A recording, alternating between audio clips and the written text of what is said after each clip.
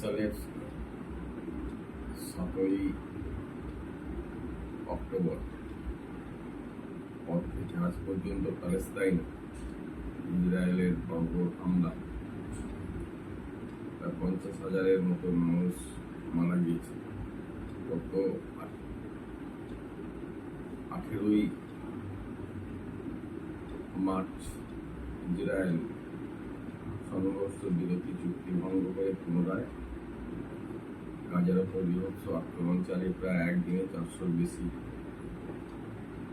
মানুষ খুন করেছে। তার মধ্যে এক তৃতীয়াংশ ছিল শিশু।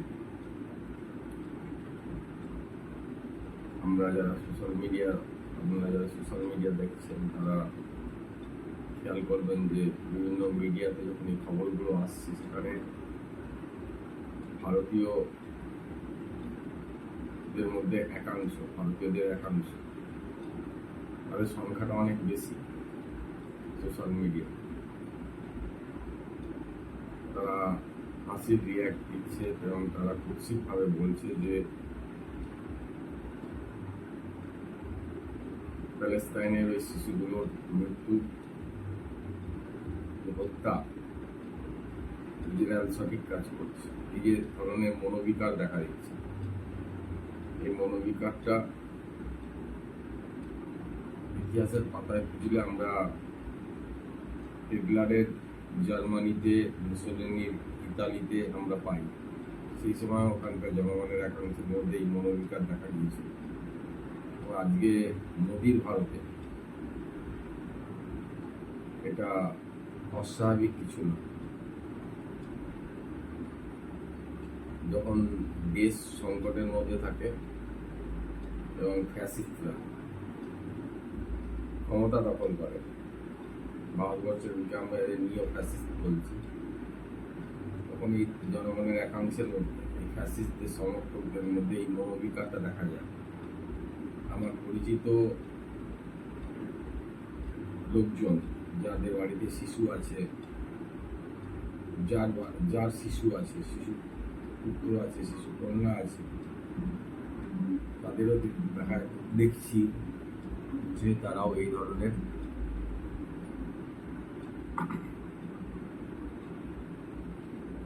ইমোজি দিচ্ছেন। তারা লিখছেন সরাসরি জঘন্য সব কথাবার্তা লিখছেন, বিশেষ করে ইসরায়েল জিন্দাবাদ। ভারতবর্ষের দিকে তাকালে বর্তমান রাজনৈতিক অর্থনৈতিক পরিস্থিতিতে এটা আমার খুব অস্বাভাবিক মনে হচ্ছে। একটা সামাজিক ব্যাধি, নির্দিষ্ট রাজনৈতিক, অর্থনৈতিক এবং পরিস্থিতিতে যে সাংস্কৃতিক বাতাবরণ তৈরি হয় নিও ফ্যাসিস্টদের পক্ষে, কিন্তু এটাই শেষ কথা হতে পারে না। আমরা দেখলাম যে কুণাল কামরা কমেডিয়ান, তার উপর আক্রমণ হয়েছে। পশ্চিমবঙ্গে আমরা দেখছি যে বিজেপির নেত্রীরা হিন্দু ভোট এক জায়গায় করার ডাক দিয়েছে। যে মেকি হিন্দুত্ব, প্রথম কথা হচ্ছে হিন্দু বলে কোনো ধর্ম তারা প্রমাণ করতে পারেনি। তারপরে তারা হিন্দু ভোট এক করুন ডাক দিচ্ছে এবং আমাদের সংবিধানকে অগ্রাহ্য করছে। আমাদের নির্বাচন কমিশন তো জগন্নাথের মতন হয়ে রয়েছে, কারণ ধর্মনিরপেক্ষ একটা দেশে হিন্দু ভোট, ধর্মের ভিত্তিতে ভোট এক করার ডাক দেওয়া চায় না। নির্বাচন কমিশন উচিত ছিল যে এর বিরুদ্ধে ব্যবস্থা গ্রহণ করা, কিন্তু তা করেনি। এরকম পরিস্থিতি তৈরি হয়েছে। অনেকেই বলছেন যে ভারতবর্ষ, বিশেষ করে সংখ্যালঘু বন্ধুরা বলছেন যে ভারতবর্ষ এটা হিন্দু রাষ্ট্রে পরিণত হয়েছে। না, ভারতবর্ষ হিন্দু রাষ্ট্রে পরিণত হয়নি। এই একাংশ মতামত দেখে, তাদের উল্লাস দেখে এটা এই সিদ্ধান্তে আসা যায় না।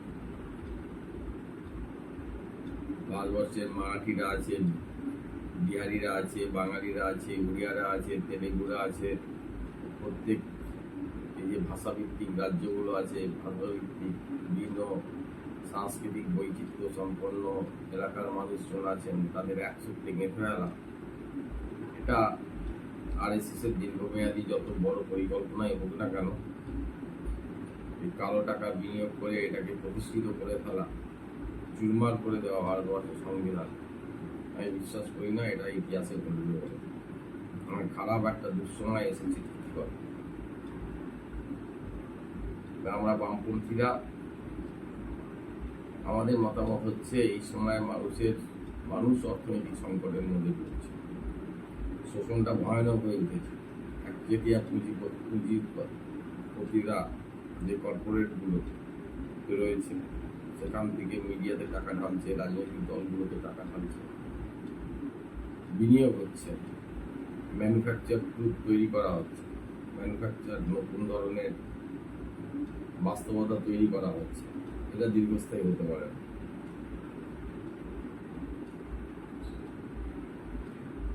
এই পরিস্থিতিতে দাঁড়িয়ে আমরা বামপন্থীরা বলছি যে মানুষের জীবন জীবিকার লড়াই, সেটাই সামনে আসবে, আগামী দিনে আসবে।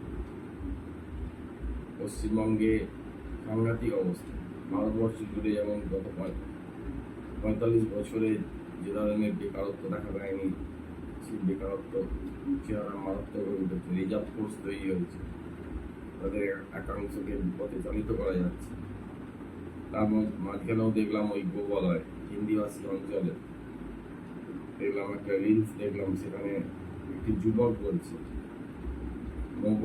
मुगल ने लूट लिया तो ताजमहल बना दिया, अंग्रेज में लूट लिया तो रेलपथ बना दिया, मोदी ने लूट लिया तो शौचालय बना दिया, और बीजेपी लूट लिया तो हम लोग को भिखारी बना दिया। এরকম আছে, এই বাস্তবতা আছে, মানুষের চেতনার এই ধরনের আমরা খেয়াল করতে পারছি। পুরোটা অন্ধকার এখনো হয়ে যায়নি, পুরোটা অন্ধকার করে দেওয়া ভারতবর্ষের পক্ষে সম্ভব না। আমরা বিশ্বাস করি শ্রেণী সংগ্রাম অবধারিত হয়, মানুষের মজুরি কম, মানুষের জীবনযাত্রার মান ক্রমশ নামছে, মানুষ চিকিৎসা পাচ্ছে না, জীবিকার দিকগুলো ভয়ঙ্করভাবে ক্ষতিগ্রস্ত হচ্ছে, কর্মচ্যুত হচ্ছে বিপুল সংখ্যক মানুষ। প্রতিদিন একটা জীবিকা থেকে আর একটা জীবিকায় মানুষকে স্থানান্তরিত হতে হচ্ছে। প্রত্যেক রাজ্যে পরিযায়ী শ্রমিকের সংখ্যা বাড়ছে। কে কোথায় গিয়ে স্থিত হবে, জীবিকার সঠিক জীবিকার সন্ধান পাবে, হয়রায় নয় মানুষ ঘুরে বেড়াচ্ছে সারা দেশ। শিক্ষিত একটা অংশের মেধা, আমাদের মেধা, আমরা আগে ব্রেন বলতাম, মেধা চালানো হয়ে যাচ্ছে বিদেশে। বিদেশেও আজকে পরিস্থিতিটা খুব খারাপ। আমেরিকা আমাদের অভিবাসীদের পায়ে হাতে পায়ে শিকল বেঁধে পাঠিয়ে দিচ্ছে, এর ছাপও তো পড়ছে দেশে। পশ্চিমবঙ্গে যে অরাজক অবস্থা তৈরি হচ্ছে, বিজেপি তৃণমূলকে বাঁচাবার জন্য ইডি সিবিআই সমস্ত তদন্তের গতিকে স্লথ করে দিয়েছে, দিয়ে এখন ওই হিন্দু করছে। প্রকল্পটা একই, প্রগতিশীল শক্তিকে দাবিয়ে রাখো, তারা যাতে সামনে আসতে না পারে। এবং অনেকটা হতাশ হয়ে বলছেন যে বামপন্থীদের মূল শক্তি বড় পার্টি, তার বিরুদ্ধে আক্রমণ আনছেন, বলছে তারা সঠিকভাবে কথাবার্তা বলছে না, সত্যটাকে সামনে আনছে না। এসব হতাশার প্রকাশ। খনি অঞ্চলে লড়াই হচ্ছে, চাষিদের একটা অংশ যারা ফসলের দাম পাচ্ছে না তারা লড়াই করছে। হ্যাঁ, সব লড়াইটা এক জায়গায় জমাট বাঁধছে। আবার আমরা দেখতে পাচ্ছি কলকাতার বুকে যে 8ই আগস্ট আরজিকর মেডিকেল কলেজে যে পোস্ট গ্রাজুয়েট স্তরের যে ডাক্তার ছাত্রী খুন হয়েছিল, ধর্ষণ এবং খুন হয়েছিল, সেখানেও আমরা আবার আন্দোলন গড়ে উঠতে দেখতে পাচ্ছি।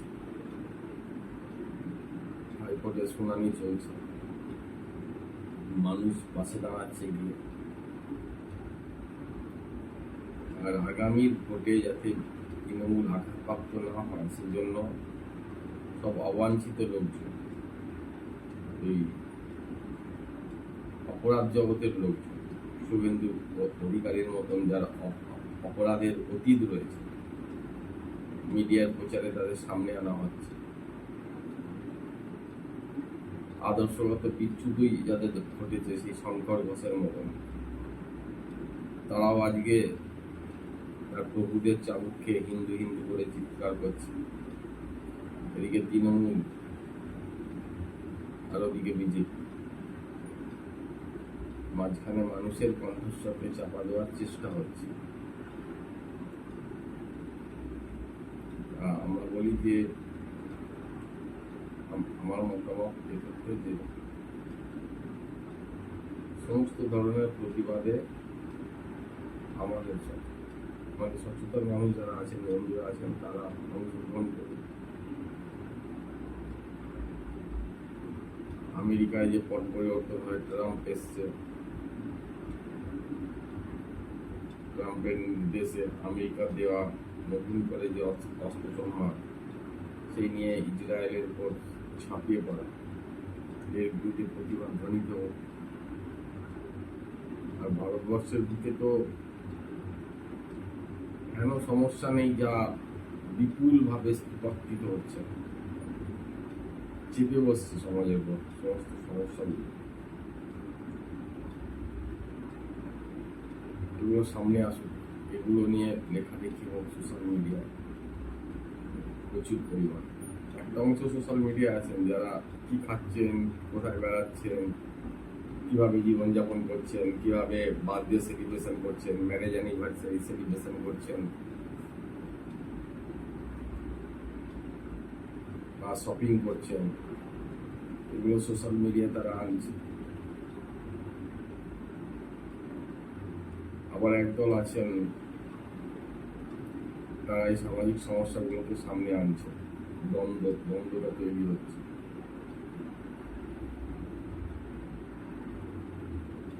সুতরাং আগামী দিনের লড়াইটা কঠিন হলেও আগামী দিনের লড়াইটা জমজমাট হবে, শাসক শ্রেণীকে ভয় দাঁড়াবে। কুণাল কামরা যদি একনাথ সিন্ডের মতন মাস্তান গ্যাংয়ের সদস্যকে চ্যালেঞ্জ জানাতে পারে মহারাষ্ট্রের মতন জায়গায়, পশ্চিমবঙ্গে বামপন্থীরা চ্যালেঞ্জ জানাচ্ছে, বিহারে চ্যালেঞ্জ জানাচ্ছে বামপন্থীরা, দিল্লির বুকে ছাত্র যুবরা নয়া শিক্ষানীতির বিরুদ্ধে বিজেপি বিরোধী সমস্ত ধরনের ছাত্র সংগঠনকে একজোট করছে, ইন্ডিয়া ব্লক তাতে সামিল হচ্ছে। এবং এই যে কারসাজি তৃণমূল এবং বিজেপি পশ্চিমবাংলা, এটা একসময় ভেঙে পড়বেই, আমি বিশ্বাস করি। আমাদের আস্থা রাখতে হবে প্রগতিশীল রাজনীতির উপর। একসময় শ্রীলঙ্কা অভিজ্ঞতা আমাদের আছে। এই আস্থা, জনগণের লড়াইয়ের উপর আস্থা আমরা রাখছি, বন্ধুরাও রাখবেন। এটুকুই আবেদন, এটুকুই বলার জন্য এসেছিলাম। আর প্যালেস্তাইন নিয়ে পোস্ট অজস্র ছবি আসবে, দেখা যাক ফেসবুক কত তার কমিউনিটি স্ট্যান্ডার্ডের নাম করে আটকান। প্যালেস্তাইনের শিশুদের মৃত্যু আমাদের গভীরভাবে মর্মাহত করছে, এবং একটা বিষয় তুলে ধরার চেষ্টা হচ্ছে যে ফাঁদে সংখ্যালঘু বন্ধুরাও পা দিচ্ছেন যে প্যালেস্তাইনে বোধহয় মুসলিম বলেই আক্রমণ হচ্ছে না, মুসলিম বলে আক্রমণ করছে হচ্ছে মধ্য এশিয়া আমেরিকার দখলদারি সুনিশ্চিত করার জন্য উন্নয়নশীল দেশগুলোর আমেরিকা বিরোধী তাদের যে শক্তি ভারত পৃথিবীর বিজেপিকে দেখা দিচ্ছে তাকে ভাঙার জন্য, তাকে চোখ রাখানোর জন্য এই কথা বললাম। আশা করি আমাদের প্রত্যেকের পক্ষ থেকে এই প্রতিবাদগুলো জানতে হবে, লিখিত হবে সোশ্যাল মিডিয়ায়, এবং যেখানেই আমরা আলোচনা করবো সেখানেই কথাগুলো বলবো। বিজেপির দুর্নীতির কথা, বিজেপির অপশাসনের কথা, তৃণমূলের দুর্নীতির কথা, অপশাসনের কথা, এবং সর্বোপরি সাম্রাজ্যবাদ বিরোধী যে লড়াই, সাম্রাজ্যবাদের বিরুদ্ধে যে ঘৃণা, সেটা আমরা জানি না। নিশ্চিতভাবে এই অপশক্তি পরাজিত হবে, এই আশাবাদ আমরা বহন করতে প্রত্যয় আছে। নিশ্চিতভাবে এই অপশক্তি পরাজিত হবে এবং মানুষের বিজয় অর্জিত হবে। ধন্যবাদ।